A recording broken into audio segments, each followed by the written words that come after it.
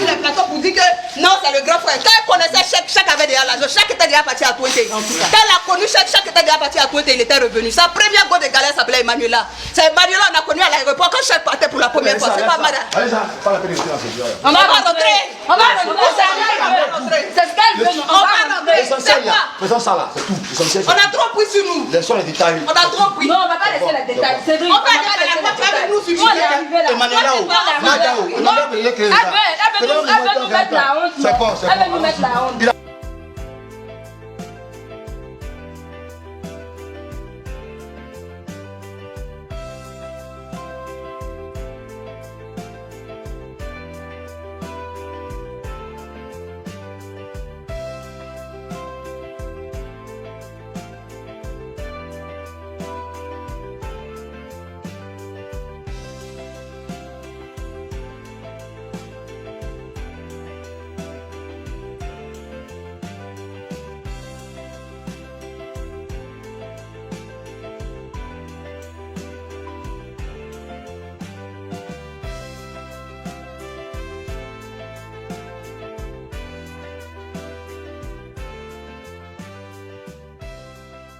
Donc, aujourd'hui matin, à 9h-10h, on tape à la porte. Donc, il y a mon fils là qui vient ouvrir la porte, pensant que c'est son oncle qui venait. Et c'est comme ça, Lucie rentre avec des gens, comme quoi il est venu avec des papiers pour l'expulsion. Et c'est comme ça que les jeunes avec qui il est venu ont fait sortir les affaires.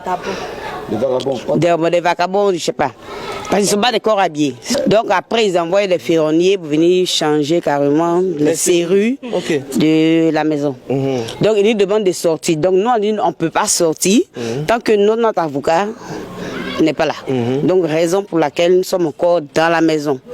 Donc ils nous ont fait venir un vigile avec une dame que voici là-bas. Ils nous empêchent même de toucher, parce que moi je ne me sens pas bien déjà, je vais prendre mes médicaments. Ils nous empêchent de toucher même les affaires. Ah d'accord. Ils nous empêchent même de toucher les affaires. Donc j'ai mes médicaments à prendre, mais je ne peux pas parce qu'ils m'empêchent.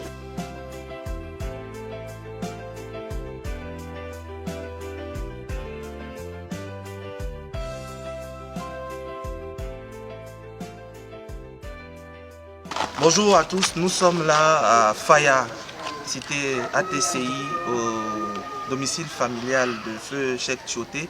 Nous sommes avec sa sœur Vanessa Thioté et Laetitia Thioté, ses deux sœurs. Cheikh, il est orphelin de père et de mère. On l'est tous c'est presque. En son temps, on était à Bobo, jusqu'à ce que Cheikh parte. Tous ses amis d'enfance. On a vécu à Trècheville avec notre mère quand notre père est décédé à la psychose. On s'est retrouvé à Bobo-Doumé après le décès de notre mère. Cheikh est parti, il nous a ramenés à Angré, dans l'une de ses maisons, pour Rosier. Après Angré, on a demandé à aller à Trècheville, il nous a ramenés à Trècheville. Après Trècheville, on a encore demandé à partir, c'est là qu'on s'est retrouvé à Angré au café 8. Et de là, c'est là qu'il a, ici, il avait des locataires, ça faisait partie de l'une de ses maisons. Et il a arrangé, si vous rentrez, vous allez voir derrière, normalement les cours d'ATCI, c'est que des villas. Mais derrière, il a fait une chambre-salon pour notre tante et un studio pour nos cousins. Et il a dit que c'est la maison de la famille. C'est comme ça que nous avons aménagé dans cette maison. Il nous a pas ramassé dehors pour venir nous mettre dans l'une de ces maisons. On était ici, on est rentré ici en juin 2016. Quand il est décédé, le soir même, quand je suis arrivée chez lui, je me rappelle très bien, la maman de sa veuve a dit « Ah, Cheikh est décédé » parce qu'on a déménagé ici en juin 2016, Cheikh est décédé en juin 2017. Que c'est comme si Cheikh a senti la chose, parce qu'à Anglais, l'avant-dernière maison, on était dans une location. C'est comme s'il avait senti la chose, il a voulu vous mettre, vous sécuriser dans l'une de ces maisons avant de partir. Que ça, la soeur, madame même sait que c'est votre maison. Elle ne peut pas toucher à la maison. Madame, c'est la femme. C'est la femme. C'est la veuve. Et après, quand on a fini les obsèques et tout, elle nous a dit, elle sait que la maison, c'est Cheikh qui nous l'a donnée. Et comme bon africain, il n'a pas eu le temps de faire les papiers et tout. Elle allait nous remettre les papiers de la maison. C'est comme ça qu'on est resté dans l'attente. En septembre, on apprend qu'elle est partie en Angleterre avec les enfants. Septembre de quelle année? 2022. 2022. En février 2023, elle appelle février 2023. Elle recontacte l'un de mes frères qui est en France pour lui dire que nous, on doit partir de la maison. En février 2023. 2023. Parce qu'elle, elle a vendu. Non, au départ, elle nous a pas dit qu'elle a vendu la maison. Parce que quand elle a commencé à vendre ses biens, mon frère lui a demandé, vu qu'on a appris qu'elle vendait ses maisons. Elle a vendu les maisons de qui? Elle vendait les maisons de chèques. Mon frère lui a demandé, on a appris que tu es en train de vendre les maisons de chèques. Elle dit qu'elle n'est pas en train de vendre les maisons de chèques. Et que ce sont des rumeurs. On a bien voulu croire qu'elle était de bonne foi, jusqu'à ce qu'elle nous dise de quitter la maison. Mais comment se fait-il que, en sachant que c'est la maison de la famille aujourd'hui, la veuve décide de vous mettre dehors? Qu'est-ce qui s'est passé? Pour nous expliquer?